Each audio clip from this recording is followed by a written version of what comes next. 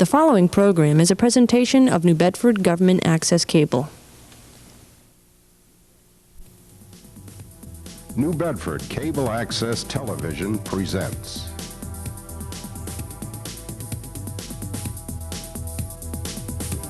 Report from the Corner Office.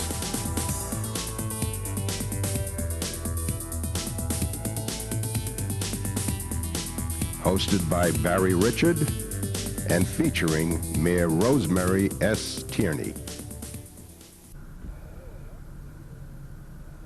Hello and welcome to Report from the Corner Office. I'm Barry Richard. That must mean you're Mayor Rosemary Tierney, right? I think it does. Delighted to be here again. We told the folks we'd have a big surprise for them after the first of the year, and here it is. We're on television, too. For those of you listening on the radio, this program is also going to be broadcast on Channel 13, local access. It's a half-hour discussion program of issues relevant to the city, whether they be national, international, local, or statewide issues. We've been doing the show about a year now. It's about our anniversary, I guess, huh? I think it is. On WNBH Radio, AM 1340. And they decided to put us on television. So well, that's because they recognize talent and they know that we're the new local version of Chet Curtis and Natalie Jacobson. All right. Well, we are going to be on the radio at our regular time, 8 o'clock on Sunday morning. And I guess I'd advise you at this point anyway to kind of scan Channel 13 for their program directory and find out when we're going to be on television. But it's great. Love this set. Love being here. Oh, and, this is wonderful. This is fabulous. Even though we haven't had our official opening yet for the telecommunications building that we have here, I just want to commend the staff. I think they've done a super job. And this is something that the area has long needed. And I can't say enough about the way that it has turned out. You know, when you originally see it in the planning stage, you say, I wonder if this actually is going to come to reality. And here it is. And we're starting. But this is the new, for those who don't know, the local access studios down at Fort Rodman. That's where we're Oh, many from. people don't realize that. Yeah, tell people about it. So I think what we should do is give them a little broad overview of the fact that we are here in the former Naval Reserve building down at Fort Rodman. And no, I'm wrong. It isn't the Naval Reserve building. It was the one that was the fisheries industry for the regional Vogue. And we have the Coast Guard on one side of us, and on the other we do have the cable channels for the city. And from here, what we do get is the government access, the public access programs, and the educational access programs. And very shortly we will have official opening of the building itself once we iron out a few of the bugs that they've got here. So you and I, truthfully, Barry, we're probably guinea pigs. Doing something like this, but what the heck? It's a lot of fun. We're Why the guinea not? pigs, that's right. I like that. Well, there will be 3 stations going on the air from here, and we'll have more on that as we go along down the road. If you're new to our program, if you're listening to us on WNBH and you have been right along, you know what we're about. If you just happen to be channel surfing now and you catch us on Channel 13, what we do is a half hour, as I mentioned, each week, and we sit down, we kind of dissect some of the issues that affect everyone, and obviously with the interests of the city of New Bedford. And it's a non-confrontational program. It's called Report from the Corner Office because it gives the mayor a chance to report to the people what's going on, and we generally pick a handful of topics and go through them. And we don't sit and argue and call each other names. We try to have a civil conversation about some of the things that are affecting people. And why don't we get right to the business of the day? And one of the big events, obviously, that's occurred over the last couple of days has been the announcement of an agreement, I guess, to purchase the municipal golf course for use for the casino, the Wampanoag Casino, should everything pan out the way that it's expected to. Can you explain the deal to us, what's going to happen there? I think really what happened and what you saw reported in the local media was the fact that the agreement itself actually did get signed. There were a number of lawyers involved. The city had lawyers. The Wampanoags had lawyers, the leaseholders had lawyers, and essentially what did happen is all of the particulars were ironed out, and the T's were crossed and the I's were dotted, and finally there has been an agreement to the effect that the city now actually has the property free and clear, which was very essential for the Wampanoags so that they could move forward. Their next course of action, well, their ongoing course of action, is the environmental review. And they were here this past week, and they had representatives of the environmental team from the Bureau of Indian Affairs who were here. They actually inspected the site itself, and they inspected, along with representatives of Carnival and the Wampanoag tribe, some of the issues that would be confronting them. We met afterwards with them in the trustee room at the Bank of Boston building. They were kind enough to allow us to use that room because there were representatives from the Corps of Engineers, there were representatives from Trudy Cox, the Environmental Secretary's office, and the City Council, the various environmental people that we have within the city itself to address exactly what were the steps that were necessary, what were the target dates, how fast could this be done.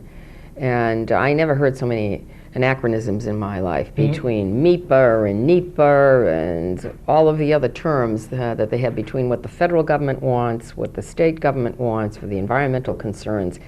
It would almost give you a headache. But it does not appear to be insurmountable. The two things that the federal government was most interested in would be air quality, and that's not just in the city of New Bedford. I mean, it's the region that they're talking about, and the types of environmental concerns that would have to be addressed on a golf course. And the environmental people from the Bureau of Indian Affairs truthfully did not feel that any environmental concerns were insurmountable. They seemed to feel that the golf course itself did not have that many environmental concerns. And the Superfund issue, from Sullivan's Ledge, now that mainly is across the street from Hathaway. And it's kind of on a lower level. And the only way that would impact would be if, from a transportation aspect, they felt that they needed to widen Hathaway Road. And that would only be tangential, that would affect the project. Let me ask you about the money, because when this first came out, 2 points. When this first all began, the negotiations, you once told me that it would take less time to build a casino than it would have the lawyers work out an agreement. Was I right? Apparently you were right. But in terms of the money, we were hearing horror figures of $3 million to buy out the rest of this contract, and apparently that was way out of well, that's where it started. Okay. There were three partners in and there. Arthur Karen got it down? And each one, is a very good negotiator, very good. I can't say enough about him, truthfully. He's an extremely talented attorney. And he's been doing this for many years, and he's an excellent negotiator. And what did happen was essentially the Indians in the city bought out the remains of the lease, which was a smart thing to do, because other than that, it would have delayed the project. You'd have to go to court. There are many hours of court time and documents. And I feel that the leaseholders felt that it was in the best interests of the community to go forward with this program. In their best interest, too. It would cost them a fortune absolutely. To fight it in court, sure. Absolutely. And then, of course, you have to produce documents from the Indian aspect and from the city aspect, and this is just the wiser, more prudent route to take. So the figures that were reported in the newspaper, I think, said $125,000 should be the city's responsibility. The Wampanoags would put up $125,000 at first, and then if the casino project goes forward, they'd pay another $500,000. So the bulk of the purchase price would fall on the tribe as opposed to on the city. Absolutely. Okay. 3 years left on that deal. Okay. In terms of the negotiations to locate or purchase or find a replacement golf course, what's the status on that? Are we involved with that? Do we have to now find another location for the golf course, or has that been resolved as part of this deal? No, not necessarily. I mean, that wasn't part of the agreement with that wasn't part of the Indians. What that is the city feels that it's got an obligation to those golfers that have played golf for many years at Whaling City, the permanent golfers. That being the case, what the city will now do is take over the running of the course. So we do not expect to have any disruption whatsoever in the upcoming golfing season for those golfers that are permanent members of the course itself. And what we do expect to do, hopefully, is to either enter into an agreement with Acushnet, who's looking to build a new golf course, or possibly find some way to buy out the principals of Allendale or one of the other plans that is also being considered. Nothing's cast in stone. There has been no decision made, so I really should make this very clear. No decision has been made. We're just in the planning stages. And we have a small study group that's studying these three main proposals. The third proposal would be to reconfigure a golf course on the present location that is not being occupied or being sold to the Indians, or put in trust for the Indians, I should say. And that would just be part of the whole resort project, isn't it? Yes, it should. And you know, this would give me a good opportunity to clarify something that has come up in the past. The architects were also at this particular meeting that the Bureau of Indian Affairs sent their two representatives in to. And there are the architectural plans for the casino theme park has decidedly does not look anything like either Atlantic City in a strip mall, or anything like Vegas itself, the old Vegas, where you see all down one Downtown street, Vegas, and nothing like that. As a matter of fact, it was very interesting. It was almost built on a modular pod, and the exact architectural design is not available at the present time, but you could just see it was a circular module pod, and they are planning to do it in phases. The casino would be first. The family theme park would be maybe the second phase to it. Third phase, they're envisioning some type of a mall, a shopping mall. And then the fourth would be a hotel, a 500-bed hotel. The hotel and the mall would be subject to real estate taxes, property taxes for the city. Substantial amount. I would think so, Yeah. yes.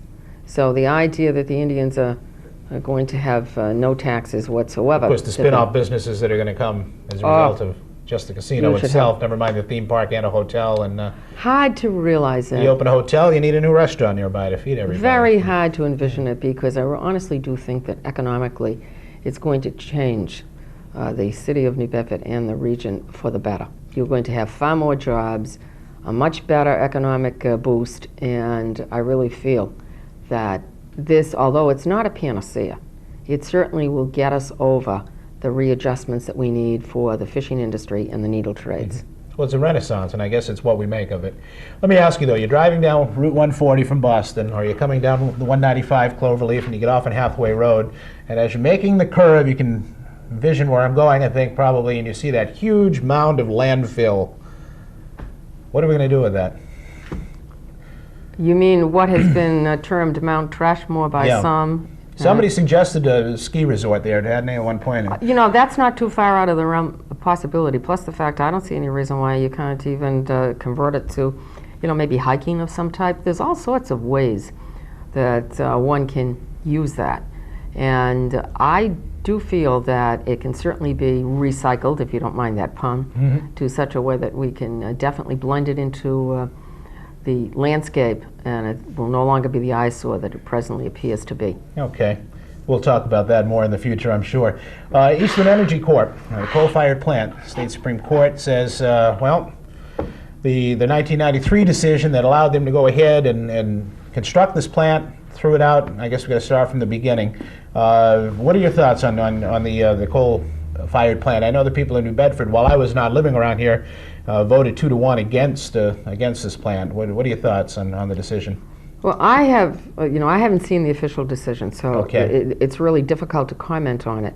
But I'll make an attempt. I've been accused of practicing law without the license to do so, but I will make an attempt to answer what you're saying. To me, my support for the coal-fired plant was because I was convinced that it was environmentally sound. The present plant, as they envision it, is not the one that was before the Supreme Court. This is a scaled-down model. And my understanding is that it was thrown out on a technicality, a legal technicality, so that they do not feel that the plant itself is a dead issue. And I am extremely interested in making certain that Polaroid and Acushnet Company, that employ thousands of our people, get the ability to expand. And both of those companies need the steam that this coal-fired plant would generate in order to expand. So for me, it's a jobs issue. It's an economic issue. It would give the Acushnet Company and the Polaroid Company an ability to respond to global market demands and to hire more of our people. Well, don't you generate electricity from a coal-powered plant too? I mean, I wasn't here for all of the debate. Oh, yes, on you it. do, but, you do, okay. but one of the byproducts is steam. It's steam, right. And it's the steam that Well, what confused Polaroid me- and Acushnet. What confused me, I was reading some of the press accounts about it, and to quote State Representative Cabral, it's clear we don't need the power that this plant would generate. And it seems to me that one of the loudest complaints I've heard since I've been back in this area is how high utility rates are. They are. And Industrial utility rates. As a matter of fact, we, here in our area, have the highest electric rates in the country. Higher than Nantucket. I mean, you know, that's going some. So what this would be a competitor. And, you know, one has to understand that. Highly regulated in that particular industry. But what it does do is, if my memory serves me correctly, at the present time, I think under the industrial rate, it's probably 8.5 kilowatt hours. That's what it's costing them, as opposed to under the coal plant, maybe 5.2. Okay. And in So terms there's of jobs, there's a difference in cost. But my belief, you know, apart from the cost benefit, my reason for supporting it is it's environmentally sound, and because I would never do anything, you know, that would be a health factor, that would not be environmentally sound. I mean, that was proven, you know, in both instances that it is environmentally sound, and it would generate the steam that Polaroid needs so that Polaroid could expand. They've got the imaging concept here, the MRI imaging concept, and what they want to do is make that the international headquarters right here. I mean, that to me is jobs. You know, we need jobs. That's why I'm behind the casino, for the jobs aspect. Have you spoken with Eastern Energies? Do you know at this point whether or not they plan to continue on with the process, or is this the quote-unquote death knell for the project? No, they have every intention of continuing. They're going to go on with it?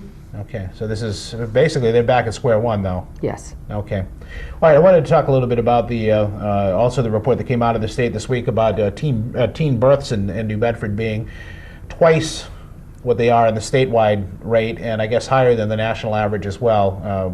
Twice as many teens giving birth here in New Bedford than the statewide average. Something to be concerned about, but I guess if there is good news with this report is that the infant mortality rate is better than what it was. More of these babies are living longer.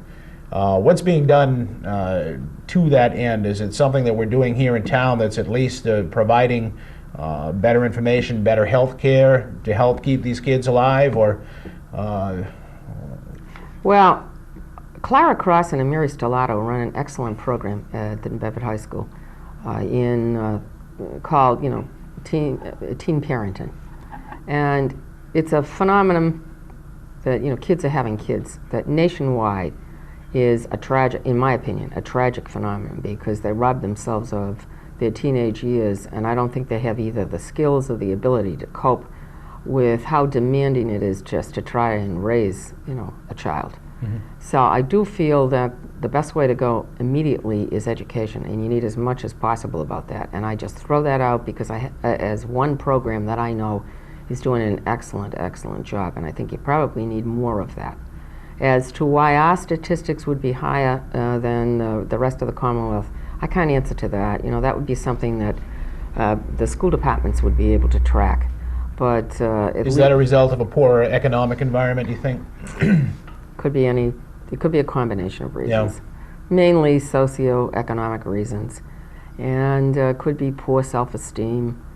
Could be the fact that they just do not listen to what the mores that you and I may have been trained in. I wish, you know, I'd be a millionaire if I could come up with that answer.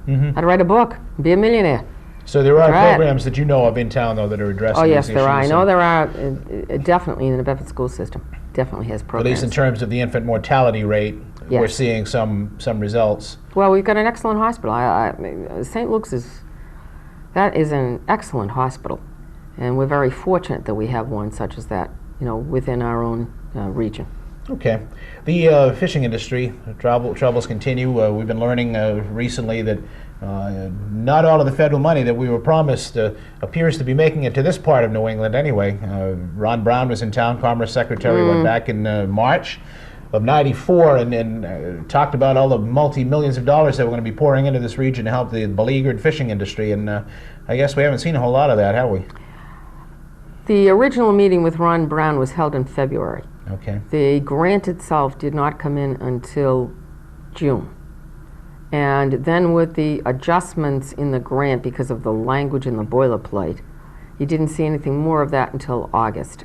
We were fortunate from the City of New Bedford aspect because I know I personally met with the CEO of Fleet Bank to ask him. He happened to come in, Bob McCarter brought him in on a courtesy visit, and I sat down with him.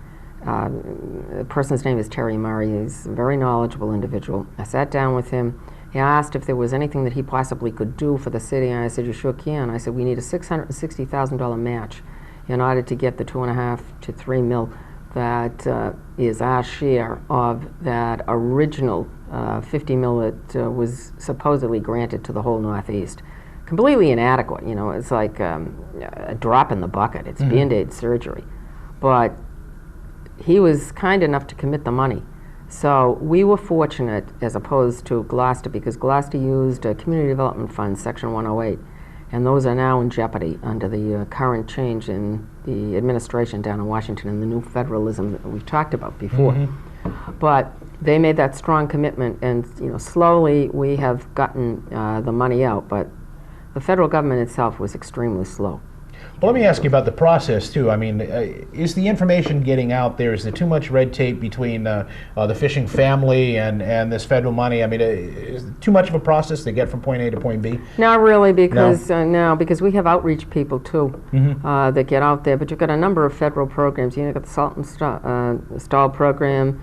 You've also got money that came into us for family assistance through the Job Training Act that New Directions is handling very well. Gary Golis has been doing a good job down there on the waterfront getting the message out. It's just, in a number of instances, you know, fishermen are the last of the frontiersmen. They're proud. They don't want to come in. They don't want to accept any type handout. And this, as I said, these are only small loans, $50,000 to $100,000 at the very most. That certainly won't help them with the mortgages that they've got. And the federal government has to get more committed to some type of a boat buyback. That they haven't done. What about with nudism or the new federalism, as you described it? Chances for something like that happening don't appear to be good, huh? Well, I don't know. The best, to me, that's a real challenge down there. And a lot of what he says, you know, I subscribe to too, so I'm beginning to wonder whether it actually is partisan politics or whether you're conservative or liberal. But I don't think that he is going to be let off the hook for our area with Barney Frank sitting there in the catbird seat. Okay. What about the idea, somebody suggested to me recently that we take all of the fishing boats in the industry and move it somewhere down the South Terminal, open up that waterfront for more tourism-related, I don't know, maybe restaurants, hotels, whatever, some type of tourist-related industry. You're smiling. I mean, you're probably thinking about this already, right? I know you got the island and the old rusted-up boats you want to clean out. But well, to begin with, it doesn't come under the city. The majority of the waterfront comes directly under a board called the Harbor Development Commission. And they're the jurisdiction, and many of those slips that they have down there are already under contract to various boat owners, and they pay, you know, decent money to dock there. So that itself, you just can't do that. You just can't go in and say, here's the way I'm going to move, because there are all sorts of contractual arrangements out there. And then you don't want to disturb the flavor of the waterfront. You know, it is a working waterfront, and I see no need to disturb that aspect of it. I think you can blend it so that you have a mixed use on portions of the waterfront. But I think people come down as tourists to see a working waterfront. So I think you have to be careful what you do so that you do attract the tourists, but you allow the fishing industry to adjust to the demands of the new global market and to revitalize itself and to come back and to remain as a working waterfront. where are we going to park the riverboat casinos when they come in? Wherever. We'll find a place. Let's do one casino at a time, huh? I'm going to nail you, too, because you brought up Newt Gingrich and the new federalism. How much of the contract do you think is going to get through? They've got a very ambitious 100-day schedule. I think they'll get a portion of that through, but as to how they're going to rob Peter to pay Paul, maybe we can get a lesson from them. Mm-hmm. And the battle over unfunded mandates, that's been something we've been watching. Yes, I'm delighted that they say that that's at the top of their agenda.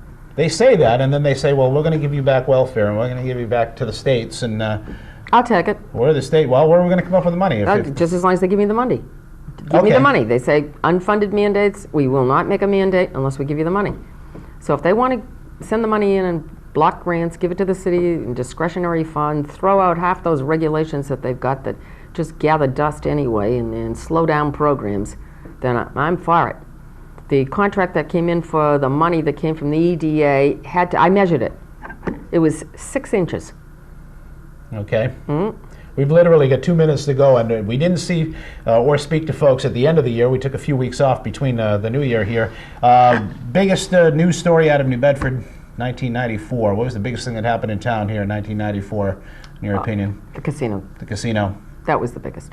And what about 1995? And, the fishing industry, the adjustments in the fishing industry and the needle trades, those those are also big stories. So economic stories. 95, you're going to see much of the same, or? Oh, I think you are. There's been quite a bit of interest in the New Bedford area. As a matter of fact, we just had a whole Taiwanese delegation come in, 10 individuals, all in various business capacities for Taiwan. They want to be the ambassador. Mr. Lee, who headed the delegation, who's a billionaire, has money that he wants to invest in New Bedford. Loved it, loved the fact that we have retail and warehouse space that to him is very inexpensive and a qualified workforce, and I said, come on back, you can certainly be the ambassador and bring your money with you. Even the people in Dartmouth and Marion are starting to remember that New Bedford's here now, huh? It's funny. Well, I said that. We're making a little noise. Why not? Just a reminder for the folks listening on the radio on WNBH, we're still the same old program. For those of you that might be channel surfing and coming across us on Channel 13, we're going to be here. This is a report from the corner office with Mayor Rosemary Tierney, and I'm Barry Richard from WNBH.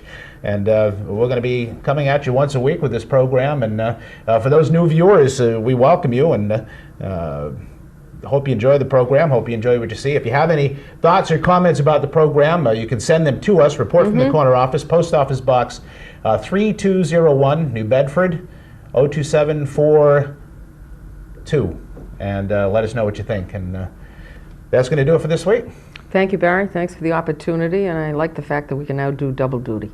Great. Well, thank you for making all this possible, and that's it for this week. See you later.